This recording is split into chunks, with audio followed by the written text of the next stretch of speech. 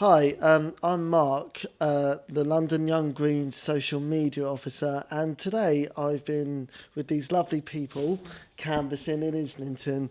I'll just introduce this. This is all about canvassing and why to get involved. But first, I'm going to allow these people to introduce themselves. Hi, I'm Caroline Russell. I'm one of the target ward candidates in Islington, and out on the doorstep pretty much every weekend and several days during the week at the moment. Hi, I'm Charlie Kiss, target ward candidate also for Highbury, for the council elections coming up in May. I'm out on the streets a lot canvassing as well, most weekends. I'm Benali. I'm co-coordinator of the London Green Party and try and do some canvassing around London. Try and do it every week, maybe not as much as these guys. But yeah. Hi, I'm Catherine. I'm a new Green Party member, so I'm just learning for now. So thank you for introducing yourselves. The first question I have really is, what is canvassing? Well, a lot of people think canvassing is all about trying to persuade people to vote Green. It's actually finding out how people voted last time so that you know how to communicate with them going forwards and so that you can find the people who might vote Green next time they have a chance to vote. The same question to me. Yes. Oh, I would broadly go along with that, surprisingly. I do think sometimes you can change people's opinions, but definitely not to spend ages speaking to one person, getting into long conversations isn't really advised. Time management's really important. You've got to speak to people, and yes, find out if they're possible potential Green voters, and specifically how they used to vote before, and what their motivations and viewpoints are politically. Yeah, I also think what I'd add, it's also sometimes about finding out what the issues in the local community, what's of concern, and as a group of people trying to get them resolved and really make the difference in the community really. So I haven't been canvassing on my own yet, but I was shadowing Caroline as she was canvassing 2 weeks ago, and it was a really interesting experience for me. I think it's all about listening really to what people want and being very aware of what the community needs, and knowing your community basically. Excellent, thank you. Why is canvassing such an important part of political campaigning? Why is it such a key focus? Well, the thing, if you're canvassing, you know where people live and you know where to go and find them on election day to remind them to vote. And with the first past the post voting system, every single vote counts. And we need to, in the areas where we're targeting, we need to be able to knock on the doors of the people on election day to say, please will you remember to come out and vote for us because, we're trying to represent you on the council. Yes, and I would add to that it's very important to get that human personal connection. Not very many people feel quite disconnected from politics at the moment, and I do get a lot of appreciation from people on the doorstep who say, well, thank you for taking the time to come in to talk to me, and they do really appreciate that. So that's another factor as well.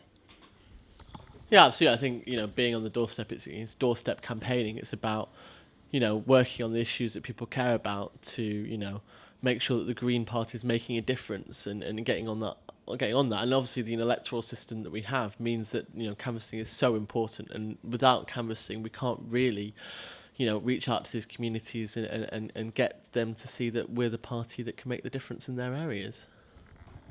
I don't know if I have much to add to that, but I think establishing a connection with people, making them feel like they're being listened to and that they're important and that their voice counts, and that's what it's about, I think.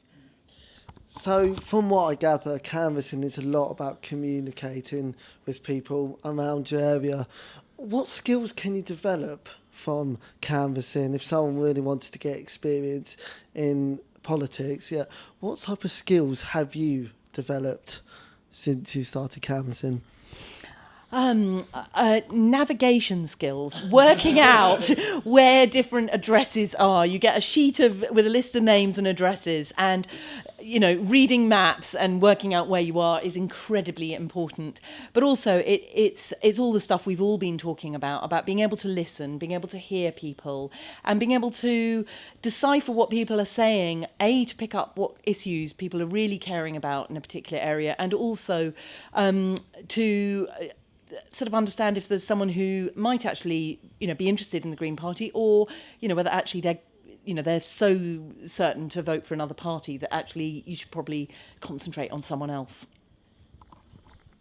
The question was how. So What sort of skills you've learned? Yeah.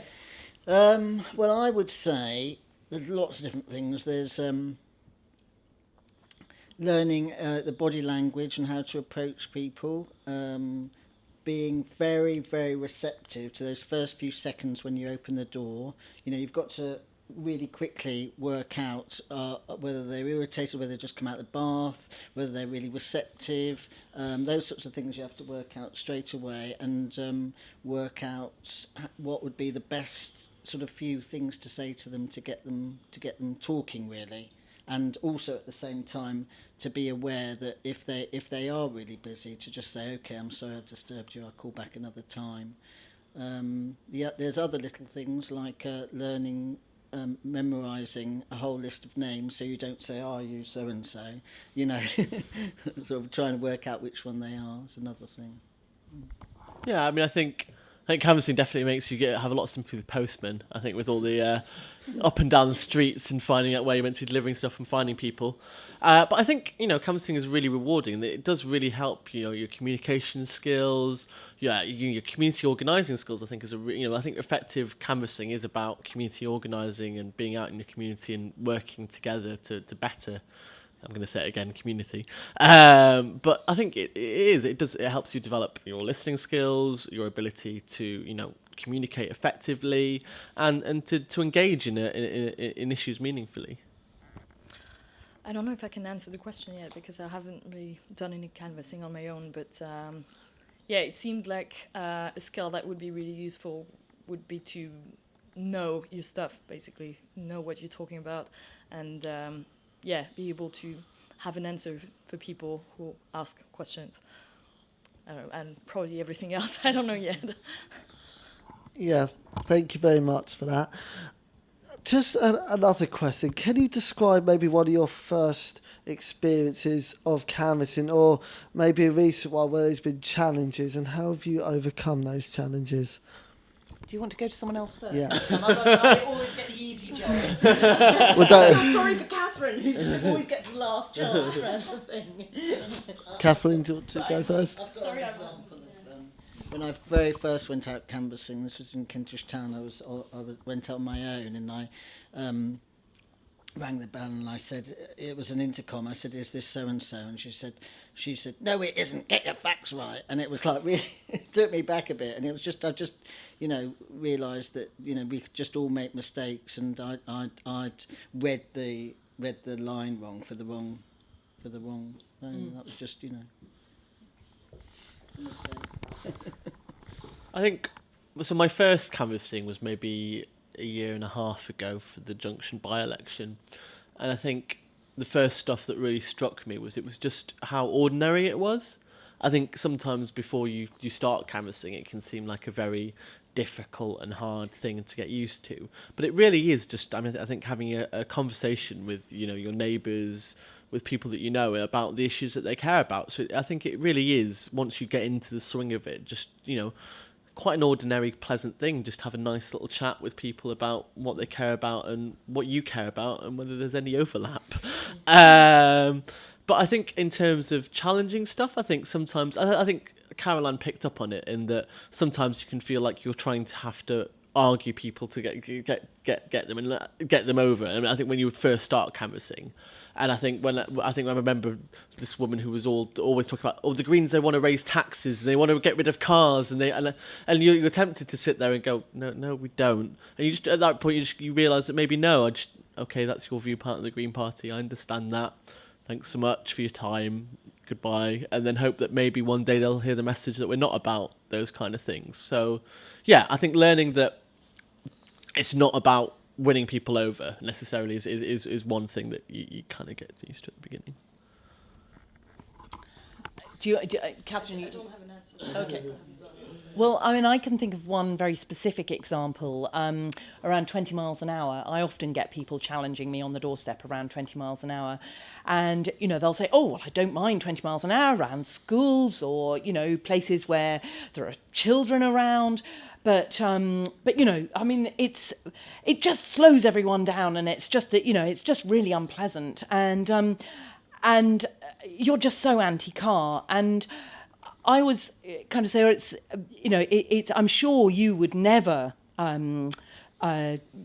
drive faster than a speed limit. I mean, these are legal speed limits, and you know, obviously there are some inconsiderate people who do drive too fast, but actually 20 miles an hour is a really positive measure. It helps slow down the traffic. It saves lives, because anyone who's hit at 20 miles an hour is very likely to survive, whereas if you're hit at 30 miles an hour, you're much more likely to be killed or very seriously injured.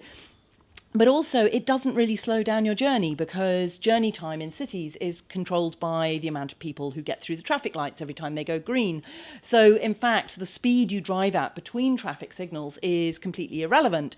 And so it's kind of trying to be completely friendly but put across the point that actually, you know, you do stand by, you know, you don't backtrack on your policies. We believe that 20 miles an hour makes a difference, and so we're prepared to support it and back it up on the doorstep as well. Thank you for that. I think some all very diverse experiences. Just one last question for those that... Okay, so I think I'm going to have to end because time is running out. I wish I could sit here and ask 20 questions, but I'd just like to thank Caroline, Charlie, Ben Ali, Catherine, sorry. To thank you all for taking the time. I know it can be quite hard answering these questions, but thank you very much.